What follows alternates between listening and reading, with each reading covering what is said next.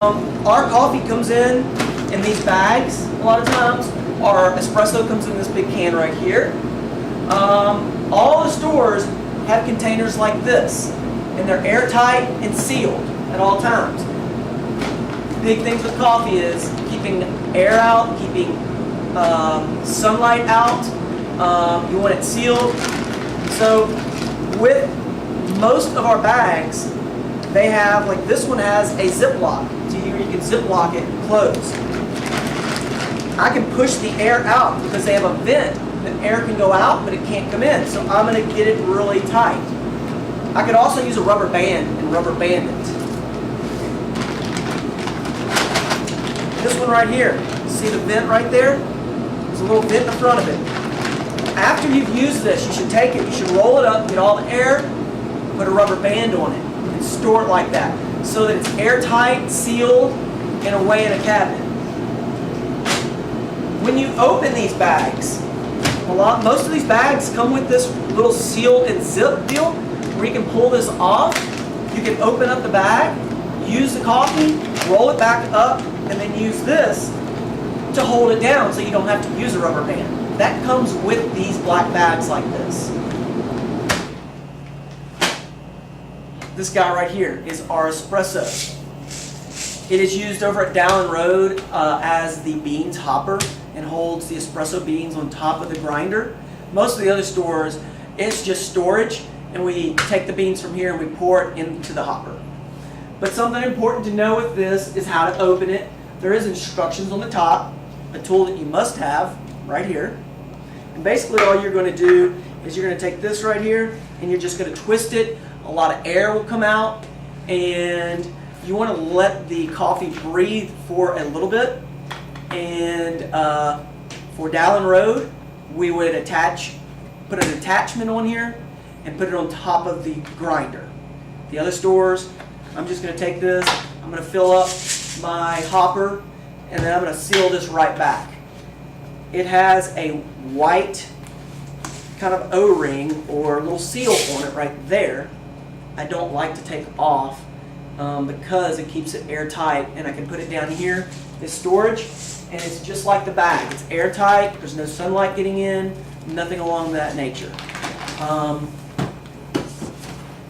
When we receive coffee, if we ever get it in bags and it is already pre-ground like that, that is a sign that is a flavored coffee.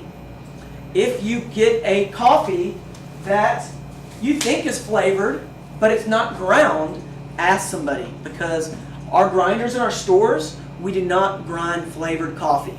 Same reason why we have specific pots for brewing flavored coffees into, because that flavor, if I brew, or if I grind a, I don't know, a licorice coffee or something like that, something that's got like a strong flavor to it, and then I go and grind a house blend right after it, my house blend is going to taste like licorice, or it's going to have those notes of that flavor because all the oils.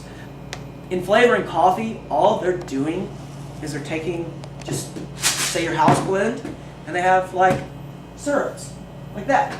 They grind it, they add it in there, they mix it up, and that's it. For companies that send it with the whole bean, and all they do is soak it in the flavor. So what happens is if we grind it, that flavor and those oils stay inside of our grinder. So if a customer brings in coffee that's theirs and it's flavored, we will not grind it. And typically we won't grind a customer's coffee unless it's bought in our store, for the purposes that we sell coffee all day to customers from that grinder. So if something happens, some kind of, customer brought their coffee in and it had some kind of, I don't know, defect to it, and then we ground it for them, then we ground our coffee in it, and it made all of our customers sick.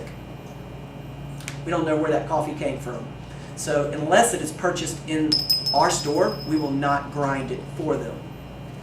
And again, we will not grind flavored coffees. The flavored coffees come in pre-ground.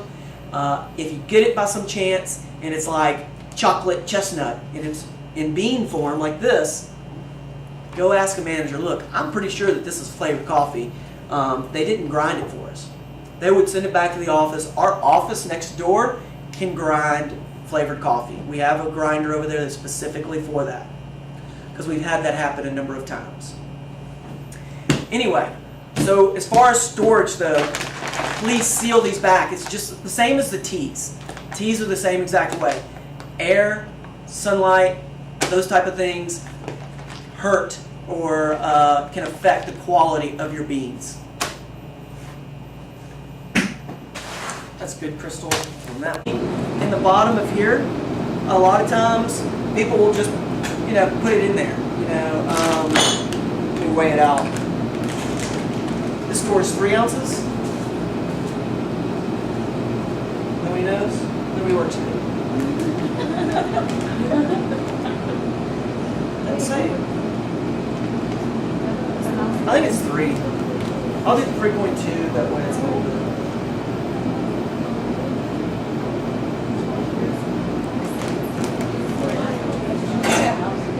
But something that's like different that a lot of people don't do is they'll put their coffee in here, and a lot of people like to wet the sides to get it to mat, which is fine.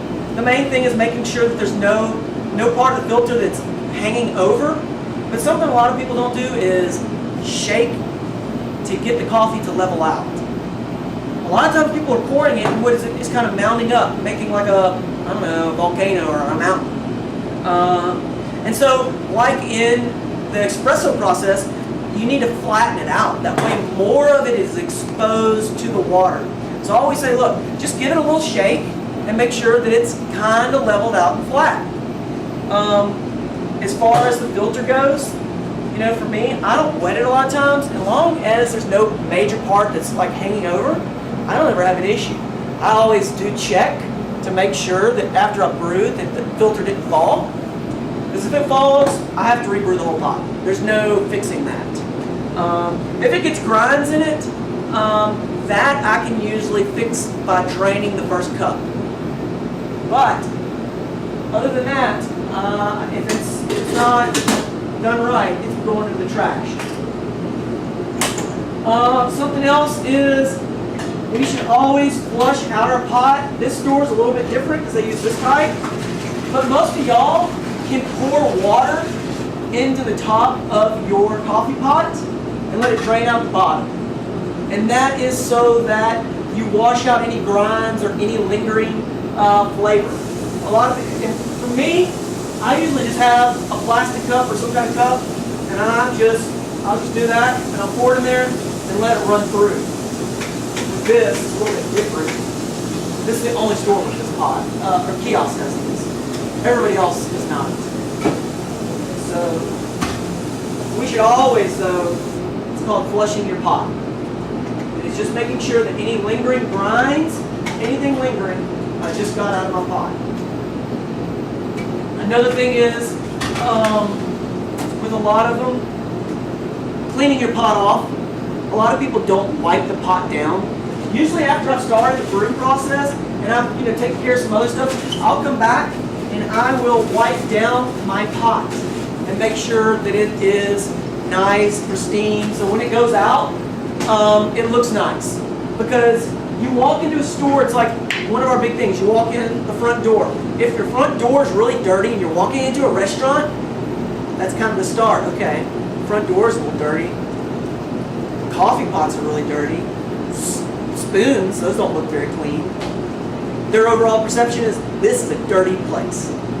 Whether it was just that door and just that coffee pot were the only two things, they're right there in their face. That's why we're constantly saying, get the doors.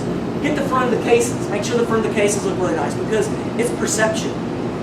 You could have the cleanest restaurant there is, but just say by some chance you, I don't know, it's a really windy day and a roach comes into the store for some reason, and there's that one roach that year. Customer sees it, their overall perception is that's a dirty place, So it's perception. That's why a lot of times with our cases, we always talk about go and look at the product from the customer standpoint. Look at it. What is your perception of it? When you grab a cookie before you sell it, feel how hard it is. Feel if it's soft. What's your perception of it?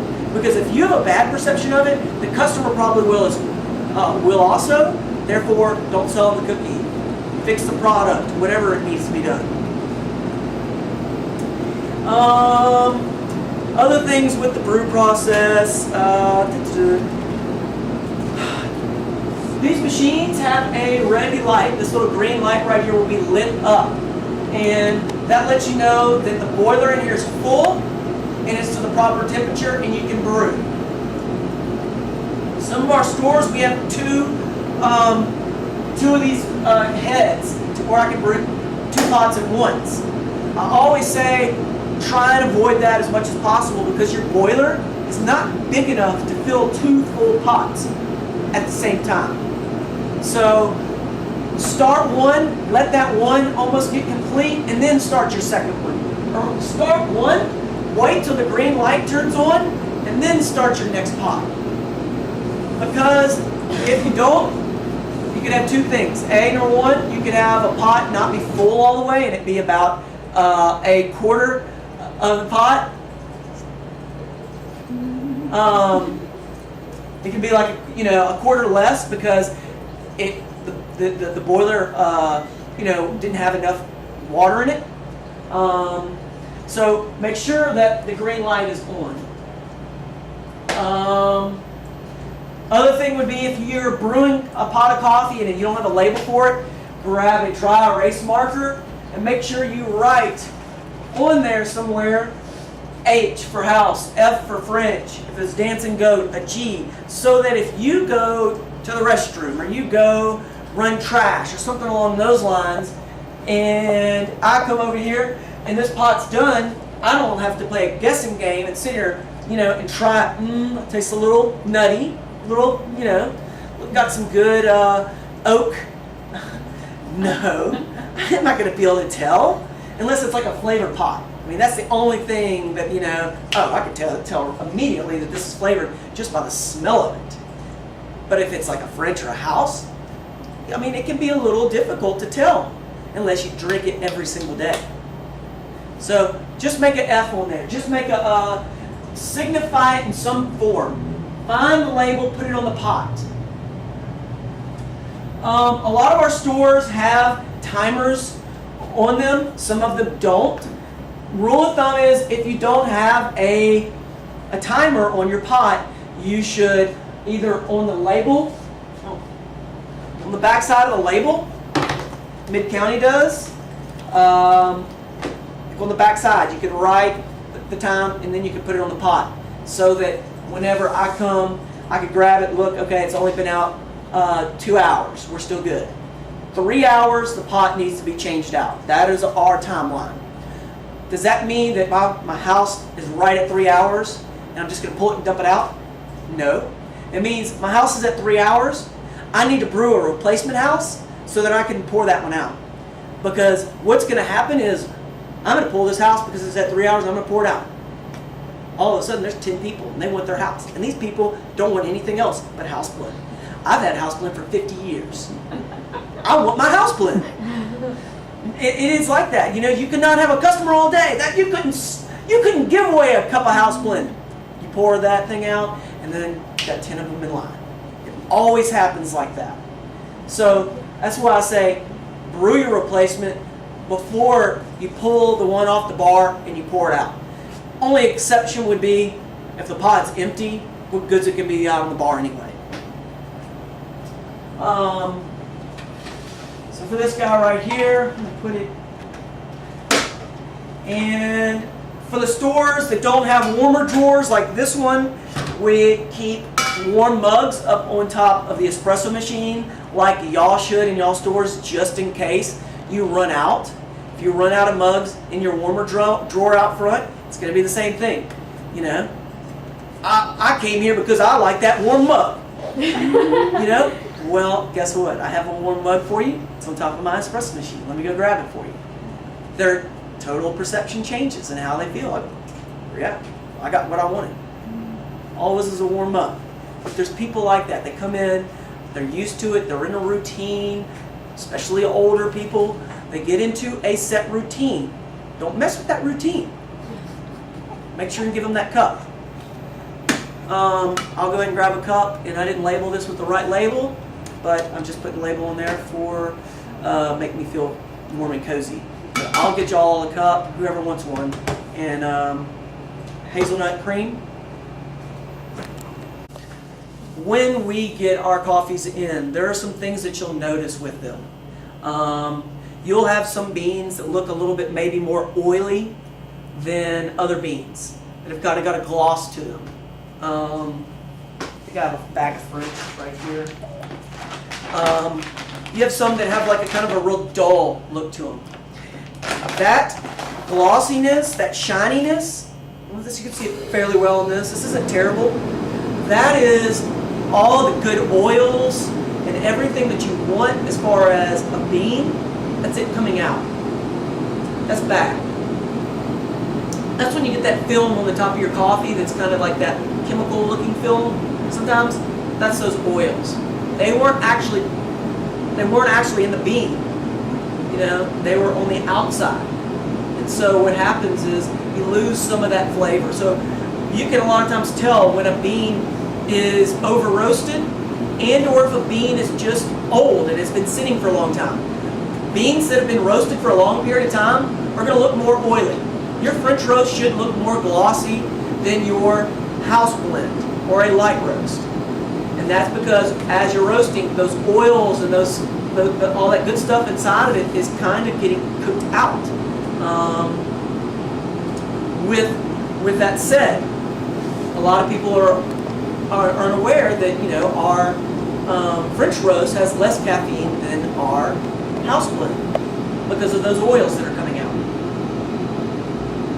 You'll notice with, say, a decaf, it's right here,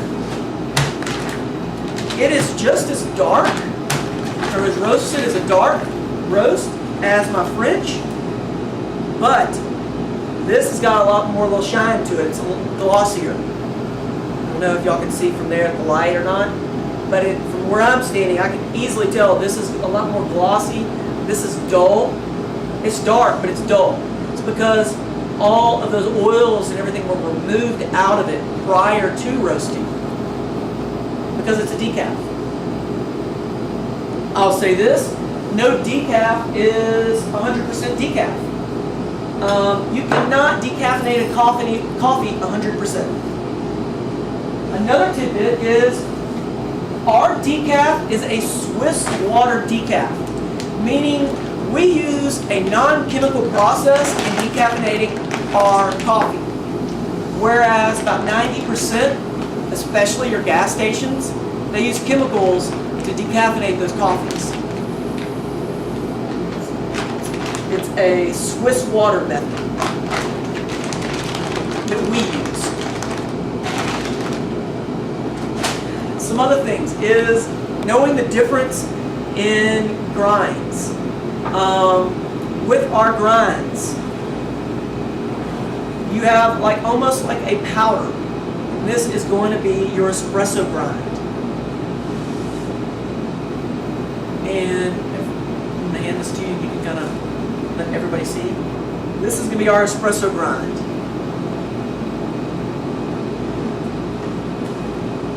I did it from light to medium to dark, and then I got you. Yeah. And then this last one's of course. Yeah. Okay. There you go. It's a house blend, that's a light. Look at the beans. French